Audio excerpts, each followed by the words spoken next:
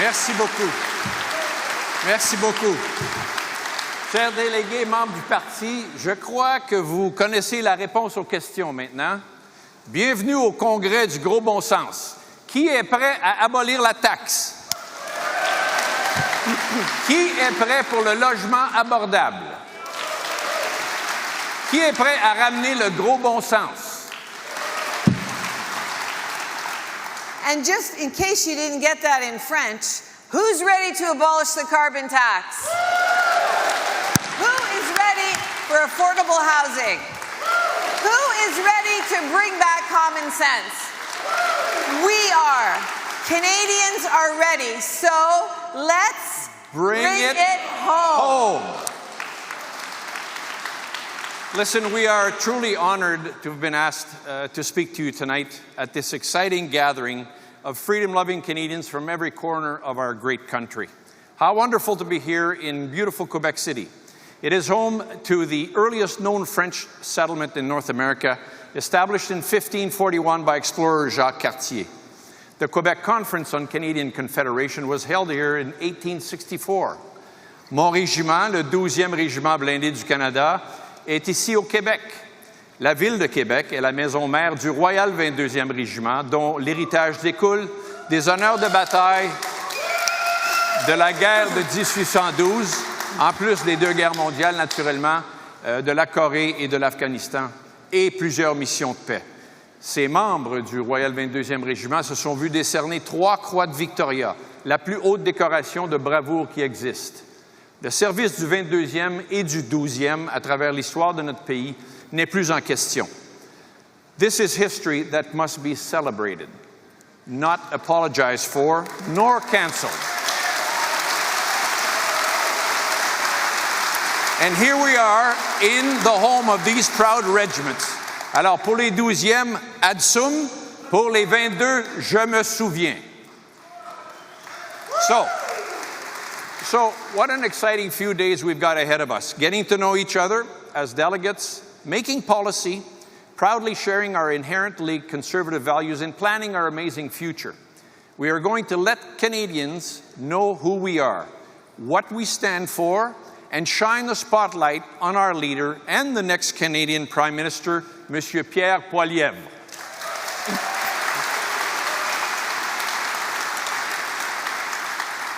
He has said it before, and I'll say it again. Canada has so much to be proud of. We stopped the Americans in 1812. We gave the world Billy Bishop, Alexander Graham Bell, and Lucy Maud Montgomery. We isolated insulin. We invented the zipper and the snowblower. In World War I, we mobilized 620,000 troops, and we were victorious at Vimy Ridge.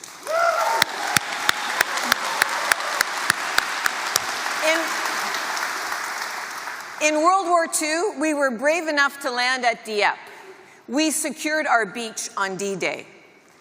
Canada's Elsie McGill was the world's first female aeronautical engineer. Our Queen of the Hurricanes oversaw the construction of 1,400 fighter aircraft in Thunder Bay during World War II.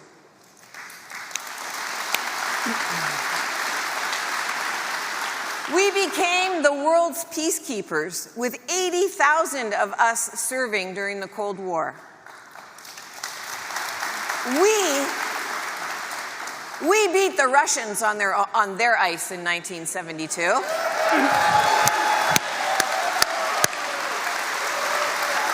And a young man named Terry Fox continues to inspire us all with his unparalleled courage and phenomenon. And even this summer's phenomenon, Barbie, found her Ken in Canada. We gave the world a Canadarm in space. We won a World Series. And when the world changed again in 9/11, we stepped up with our allies and we served with distinction in Afghanistan. We were great. So in the course of 7 decades of service between her and I, our experiences shaped our opinion that Canadian values are being destroyed due to a lack of leadership and a woke movement that panders to narrow special interests.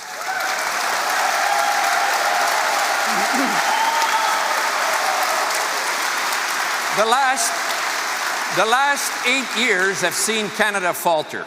Our country's been led by our government that has been focused on virtue signaling, apologizing for who we are and how we came to be, erasing our history, and hurting and dividing its citizens.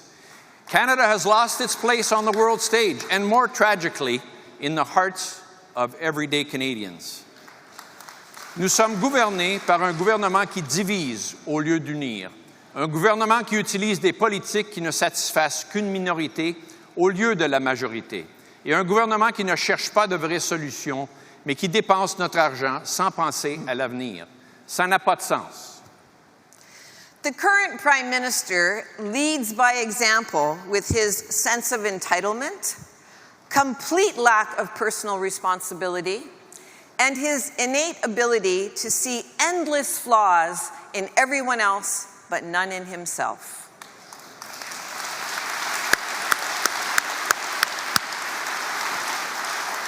It's time to rid Canada of that mentality.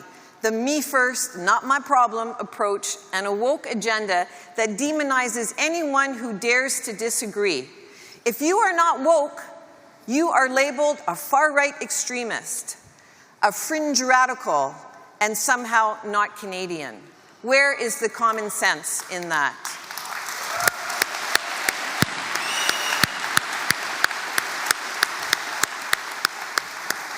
Mais ceci va changer, mesdames et messieurs.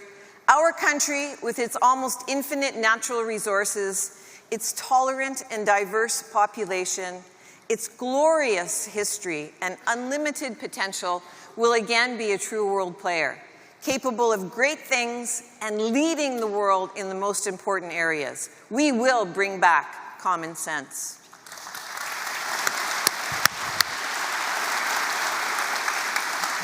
Meekly going along with this government, letting it carry on regardless of its lack of vision, and simply acquiescing to whatever underwhelming proposal is brought forth can no longer be tolerated.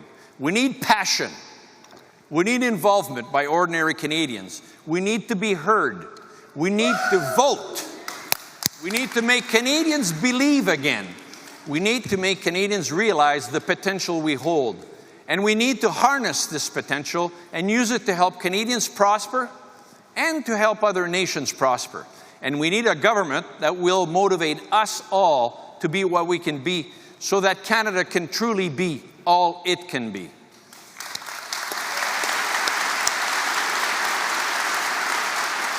Le Canada possède d'importantes ressources naturelles, de l'eau fraîche, de la puissance énergétique de toutes sortes, des minéraux rares et des terres agricoles et forêts presque infinies. Ce sont des choses dont le monde a besoin, pas juste nous. Au lieu d'ignorer les désirs de nos alliés pour du gaz naturel et de dire qu'il n'y a pas de vrai business case pour exporter ce gaz, notre pays pourrait aider les autres à devenir plus verts et à cesser de brûler du charbon. Pour ce faire, nous devons appuyer notre industrie énergétique, ce que ce gouvernement ne semble pas comprendre. The introduction of just transition is a final blow to our country's natural resource sector. There is a positive role that Canada could and should play in the energy industry, rather than the virtue signaling in which it's currently engaged. And then, adding insult to injury, a carbon tax is strangling Canadians from coast to coast. The Deputy Prime Minister might be able to ride her bicycle across Toronto to high-end food emporia, but many Canadians are wondering if they can afford to drive to the grocery store to buy their families the food they can barely manage to pay for. Et au fait, ça n'aide pas la situation quand le Bloc québécois vote pour appuyer le plan de Trudeau de tripler la taxe sur le carbone, ce qui rendra plus cher tout ce que les Québécois achètent, du gaz à l'épicerie. Je suis un fier Québécois, mais je ne vois pas comment ceci promouvoit les intérêts des Québécoises et des Québécois. Ça n'a pas de sens. The Liberal government has placed narrow special interests and an obsession with identity politics above our national security. We are no longer taken seriously on the world stage. We are ignored or dismissed by our allies. We do not pay our way in international agreements or organizations. Under this government, we've become free riders. How things have changed. We've had the opportunity to serve with and to command international forces that could not be successful without finding the common denominator of inclusive leadership. Ceci semble être un rôle parfait pour notre pays. Without sworn enemies, a reputation for tolerance and patience, and a diverse population of proud immigrants, Canada was the perfect nation to provide leaders. These were the days when Canada was seen as a natural peacekeeper. And what made Canada a great peacekeeping nation was the war-fighting prowess of its military honed during myriad conflicts.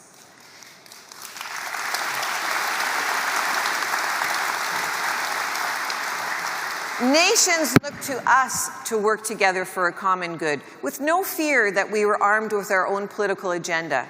We were brilliant at this, and Canada was respected. Today, Canada is being told to sit at the kids' table by the editorial board of the Wall Street Journal. We were excoriated by a U.S. senator for not pulling our weight in NORAD. Even the magazine The Economist says Canada's miserly defense spending is increasingly embarrassing. C'est vraiment embarrassant et les autres pays commencent à nous le reprocher directement. My friends, there is too much potential in our country to let it wane. We must stop apologizing. We need to acknowledge the past and learn from it, not erase it. Our fathers of Confederation were not perfect, but they created a country that became the Canada that we know today. And they...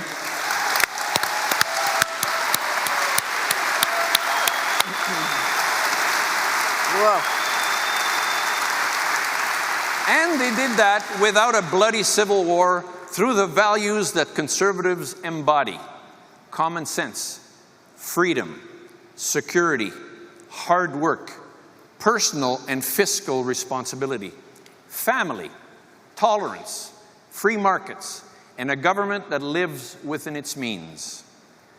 Our proud history is filled with examples of ordinary Canadians, whether civilian or military, with extraordinary courage, stepping up and fighting for justice and freedom around the globe. Those troops are still there, and they need our help. Our armed forces have been so neglected, so degraded, that even the liberals and the left-leaning academics and media have noticed. They need more than new dress codes. They need personnel, equipment, training, and a commitment from the Government of Canada that it will uphold its end of the moral contract. They are willing to make the ultimate sacrifice for us, and the least we can do is provide them with the tools they need to fight and protect our freedom.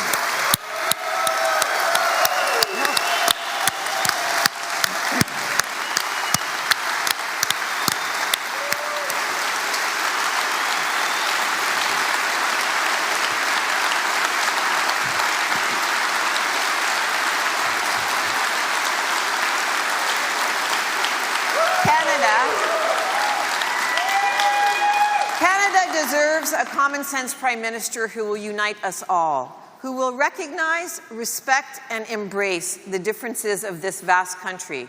A Prime Minister who will make a policy that makes us all better and all better off. One who will bring us together with his vision and ensure there is a place for every Canadian on his team.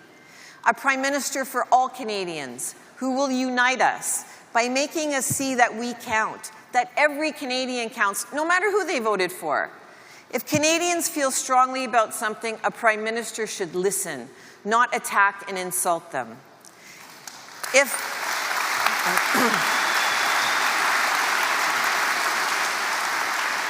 thousands of Canadians feel so strongly about something that they get into their vehicles and drive to Ottawa to be heard, the Prime Minister should pay attention.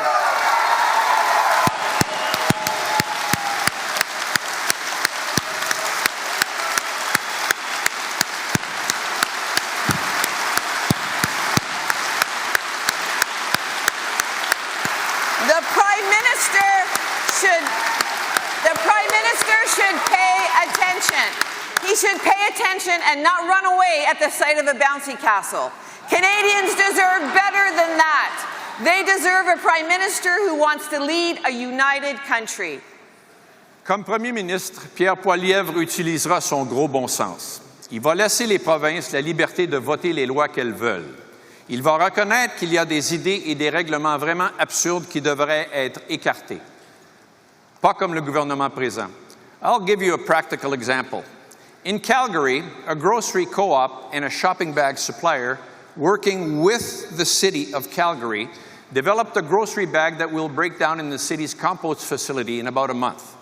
The bag contains no plastic. Quelle innovation! Quelle idée brillante! Quelle opportunité pour un entrepreneur canadien!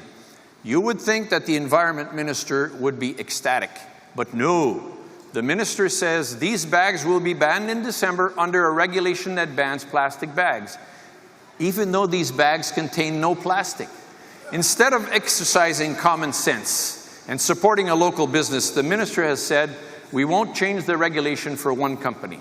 Are we the only ones who recognize the absurdity of being able to sell organic bags on the shelf, but not use them at the checkout? With a government like this that punishes innovation, it's no wonder Canada lags behind other countries on productivity. Voilà une des raisons pourquoi la productivité du Canada est en baisse. In Pierre Poilievre, we have a leader who has common sense and who is not afraid to say, hey, wait a minute, that regulation makes no sense, change it. Just like he did back in 2010 when he helped change the Employment Insurance Act so that our soldiers could take the parental leave that was being denied them because their deployments were longer than the qualifying period. This meant that some new fathers stationed overseas while their children were born had to forfeit their parental leave time instead of being able to take it home when they returned from their mission. Pierre Poilievre heard about this nonsensical regulation from a soldier he met while knocking on doors. And he listened to that soldier, and he pushed to amend the regulation, and it has made a huge difference to hundreds of our troops and their families. This is the sort of common sense leadership.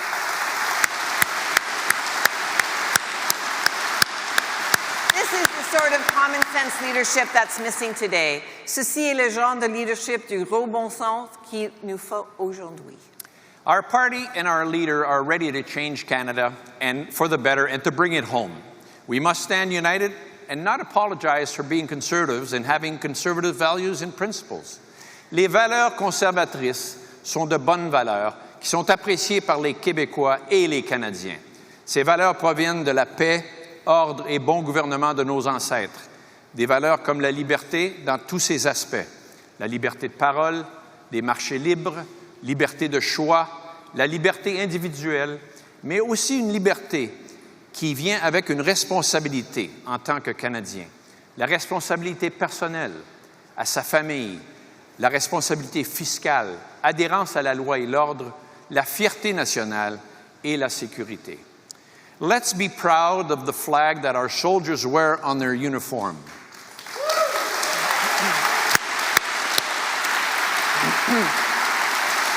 This is the flag that should fly front and center on all our government buildings.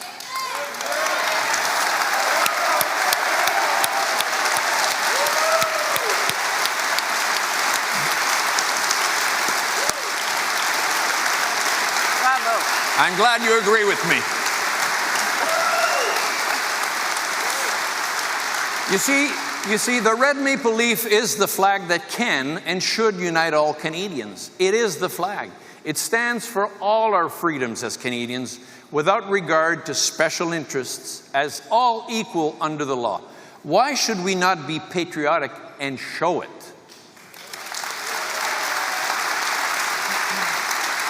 Respect. Respect is another of our important values. Respect for all. Respect for ideas that all Canadians can support regardless of their identity. Respect for our First Nations and their heritage. We need to acknowledge the harms committed in the past, but we also need to work together to move forward in a meaningful manner. We should embrace their knowledge of this land and welcome them as key players in our future and the management of our beautiful natural resources.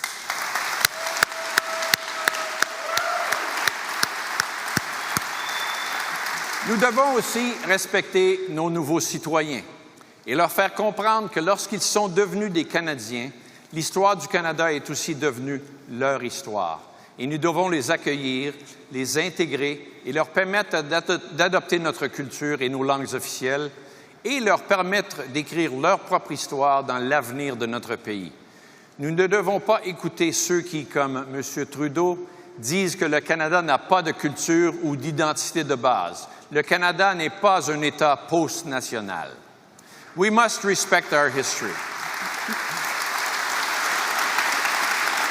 We must be mature enough to recognize that while today's standards may be different, and there are things that we do regret in our past, that does not invalidate the good things that our ancestors did and the legacy they left to us.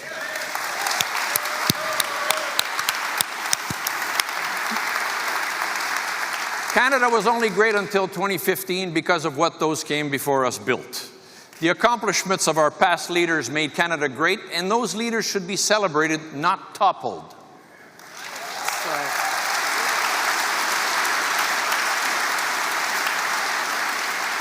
En tant que Canadiens, nous vivons dans un pays qui devrait être l'envie du monde avec des ressources presque illimitées, une population diverse et tolérante et bien éduquée qui peut s'attendre à de grandes choses parce que nous avons déjà accompli de grandes choses. Notre pays a déjà démontré sa capacité à s'occuper de sa population tout en contribuant au niveau international.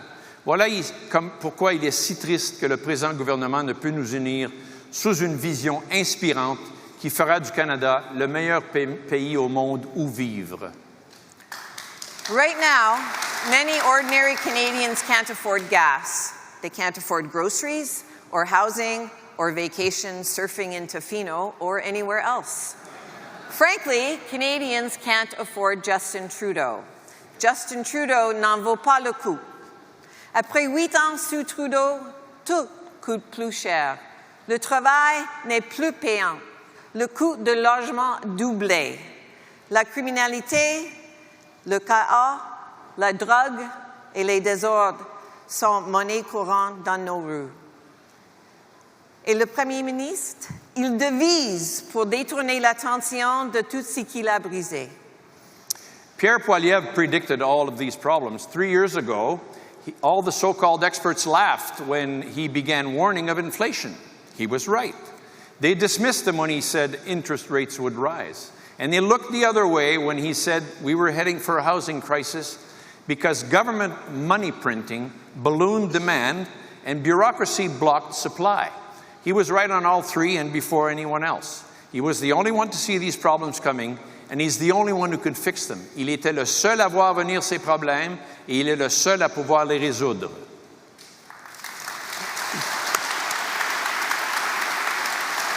Pierre Poilievre has a common-sense plan to bring home the Canada we know and love. He'll bring home lower prices by axing the carbon tax and ending the money-printing inflationary deficits to bring down the interest rate. Il ramènera le gros bon sens avec de plus gros chèques de paye, en réduisant les impôts pour que les gens ramènent chez eux une plus grande part de chaque dollar gagné. Il supprimera les barrières bureaucratiques pour que les nouveaux arrivants puissent travailler dans leur profession et s'assurant que les Canadiens puissent produire leurs ressources et les rendre au marché. Il ramènera le gros bon sens avec des logements abordables en éliminant les taxes et les barrières bureaucratiques afin de construire. He'll bring home safe streets with jail, not bail, for repeat violent offenders.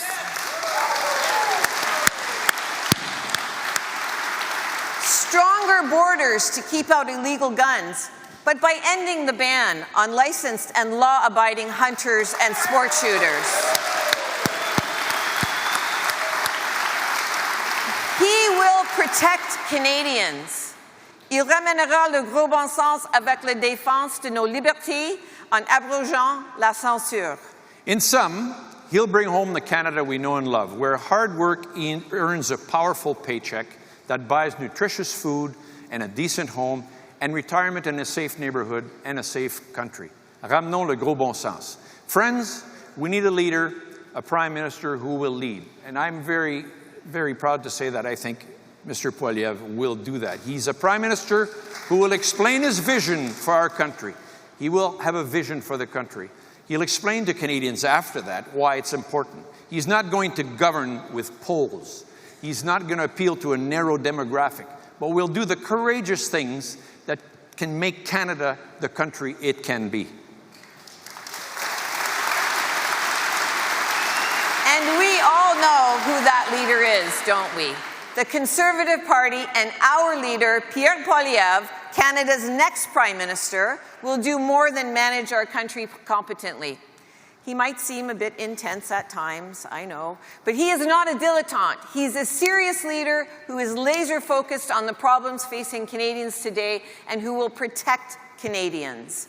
He will return hope to all Canadians that we can unleash the great potential that this country possesses.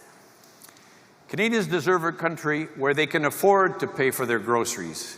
Canadians deserve a country where they can bring home powerful paychecks. Canadians deserve a country where they can afford a home. Canadians deserve a country with safer communities. Les Canadiens méritent de vivre dans le pays le plus libre au monde. Les Canadiens méritent un pays gouverné par un premier ministre qui a du gros bon sens. Canadians deserve Pierre Poilievre as Prime Minister of our country, of our Canada. Now, let's bring it home! Have a great common sense convention. Nous vous souhaitons un excellent congrès. Merci beaucoup. Thank you very much. Merci beaucoup.